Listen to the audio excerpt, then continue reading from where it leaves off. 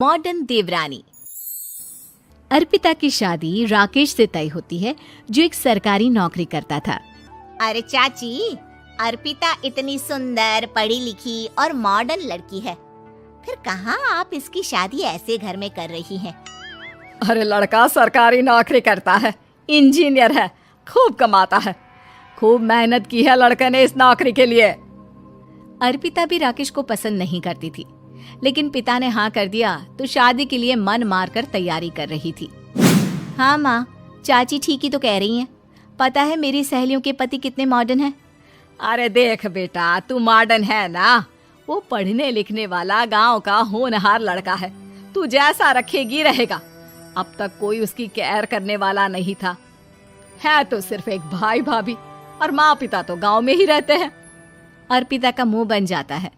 वो पिता के फोन से राकेश का नंबर लेकर उसे मिलने के लिए बुलाती है। आज तो मैं उसे साफ साफ मना कर दूंगी, मुझे नहीं करनी शादी। शक्ल देखी है ना, कपड़े पहनने का तरीका है ना बोलने का। अर्पिता राकेश से मिलने जाती है। अब क्या हो गया?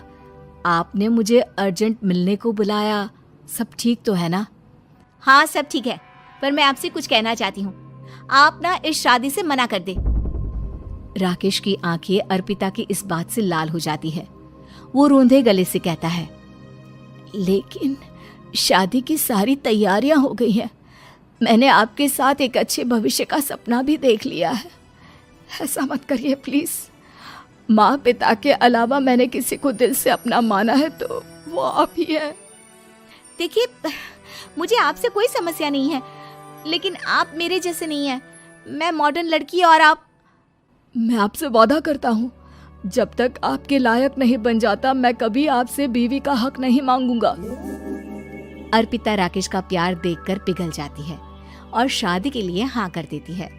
दोनों की शादी हो जाती है, लेकिन शादी के बाद राकेश की भाभी, जो कि पूरी की पूरी देहाती थी। ए राकेश, उठ, जब पानी भर कर ला, और तेरी बीवी को बोल के चूल्हा लगा दिया है, रोटी बना ले। क्या है ये सब? और तुम्हारी भाभी इस तरह चिल्ला क्यों रही है? क्या करूं, भाभी ही खाना बनाती है और मुझे पढ़ने के लिए इस घर में रखा, तो मैं घर का सारा काम कर देता हूँ। अब तुम आ गई हो, अपने तरीके से देख लो। ये मकान तो तुम्हारे पापा ने बनवाया था ना, शहर में, ताकि बेटा पढ़ाई कर सके। हाँ, पर भाभी ही पूरे घर में रहती है। ठीक है, देखो अब। अर्पिता बाहर जाती है।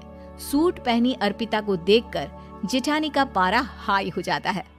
ए शहर की हीरोइन, यहाँ ना चलेगा ये सब, समझी? साड़ी पहनो, साड़ी। वो नारंगी वाली निकाले हैं तुम्हारे लिए, जिसमें हरे रंग का फूल बना है, और सीधे पहुंचो रसोई में। मेरे आगे नहीं चलेगा ये सूट बूट का नाटक, समझी? देखिए भाभी, आप बड़ी हैं, आपने राकेश की पढ़ाई में मदद की, लेकिन ये मकान इनके पिताजी का है, तो मैं अपना पोर्शन अलग कर रही हूँ। मैं आज से आपके साथ नहीं रहूंगी। जेठानी का तो मानो पारा ही हाई हो जाता है। और ऐसा कैसे नहीं रहेगी? हाँ, और कौन बोला कि राकेश अलग हो जाएगा? वो अपने भाई के बिना नहीं रहता। आज देखिए तो, देखिए कल के आई छोरी क्या बोल रही है। राकेश के साथ बात हो गई है, मैंने ऊपर का हिस्सा राकेश को दे दिया है, उसके अपनी जिंदगी शुरू हो रही है, तो अच्छा है ना कि अब रसोई भी अलग हो जाए।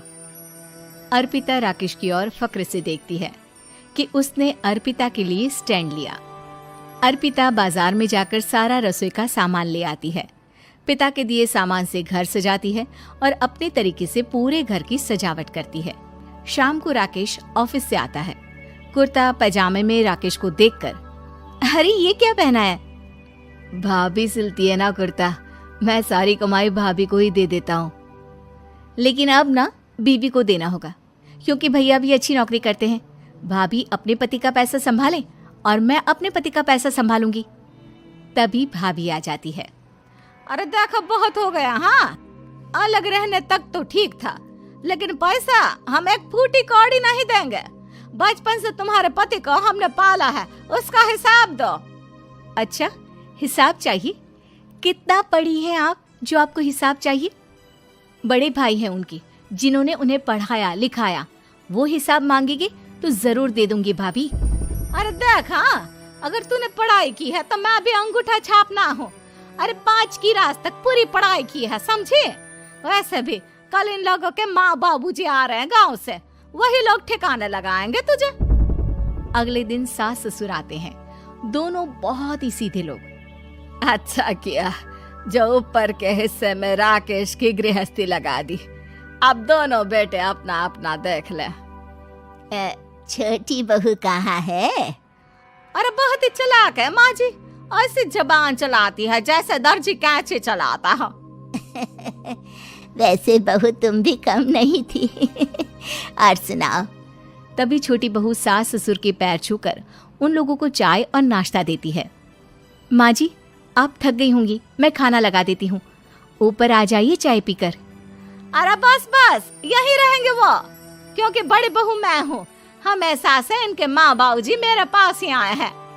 चलिए माँ जी, आप ना किचन में खाना बनाइए, मैं जरा बाजार होकर आती हूँ और फिर साथ में खाना खाते हैं। जेठानी बाजार निकल जाती है और सास ससुर बेचारे घर पर अकेले। फिर दोपहर को, माँ जी, मैंने आप सभी के लिए खाना बनाया है। माना मैं छोटी हूँ, लेकिन अच्छा लगेगा अगर आप लोग मेरे साथ रहें।